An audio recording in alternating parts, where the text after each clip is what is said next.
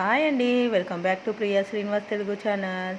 ఈరోజు నేనైతే గుత్తి వంకాయ కర్రీ అయితే చేద్దామని ఇక్కడనైతే గుత్తి వంకాయ కర్రీ అయితే చేస్తున్నాను ఫ్రెండ్స్. ఇక్కడ నేను ప్రాసెస్ అయితే చూపిస్తున్నానండి. నేను ఎలా చేస్తానో అది మాత్రం మీకు చూపిస్తున్నాను ఫ్రెండ్స్. ఇక్కడ నేను తాలింపు అవి వేసేసి ఇంకా దాంట్లో ఆనియన్స్ అయితే వేస్తున్నానండి. ఆనియన్స్ వేసిన తర్వాత అది కొద్దిగా మగ్గిన తర్వాత దాంట్లో నేను కరివేపాకు వేసాను. ముందుగానే ఇక్కడ నేను పల్లీలు, నువ్వులు వేపేసి పెట్టుకున్నాను ఫ్రెండ్స్. అలాగే ఇక్కడ కొద్దిగా అల్లం వెల్లుల్లి పేస్టు, పసుపు కూడా వేసి బాగా ఫ్రై అవ్వనివ్వాలి. ముందుగా నేను ఇప్పుడు పల్లీలు, నువ్వులను మిక్సీ చేసి పెట్టుకున్నాను కొద్దిగా వాటర్ వేసి. అది ఇప్పుడు దీనిలో తాలింపులో వేసేసి ఆయిల్ అంతా పీల్చేసుకుంటుంది ఫ్రెండ్స్. అదే ఆయిల్ బయటకు వచ్చేంత వరకు మంచిగా వేయించి దాంట్లో ఉప్పు, కారం, అలాగే కొద్దిగా ధనియా పౌడర్, కొద్దిగా జీరా పౌడర్, అలాగే కొద్దిగా గరం మసాలా వేసుకోవాలండి.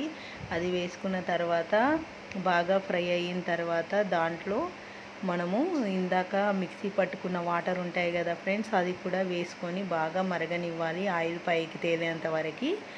ఇక్కడ నేను ముందుగానే చింతపండు కూడా నానబెట్టేసి పెట్టుకున్నాను ఫ్రెండ్స్. ఇదైతే బాగా మరుగుతుంది, ఆయిల్ కూడా పైకి తేలుతుంది. ఇప్పుడు కొద్దిగా చింతపండు రసాన్ని అయితే వేసానండి. ముందుగానే నేను ఇక్కడ సాల్ట్ వాటర్లో వంకాయలను అయితే ఇట్లా 4 వైపులా కట్ చేసి అయితే పెట్టేసుకున్నానండి.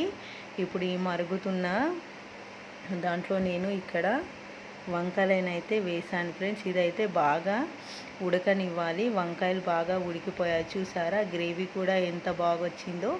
అలాగే నేను బగారా రైస్ కూడా చేశాను, అది ఆ వీడియో కూడా అప్లోడ్ చేస్తాను. ఇది లెంత్ ఎక్కువ అవుతుంది అనేసి అయితే ఇంతవరకే పెట్టాను ఫ్రెండ్స్. చూసారు కదా బగారా రైస్, అలాగే గుత్తి వంకాయ కర్రీ సూపర్గా ఉంటుంది ఫ్రెండ్స్. ఈ వీడియో కనుక మీకు నచ్చినట్లయితే లైక్ చేయండి, షేర్ చేయండి, అలాగే కామెంట్ చేయండి. ప్లీజ్ సబ్స్క్రైబ్ చేసుకోండి.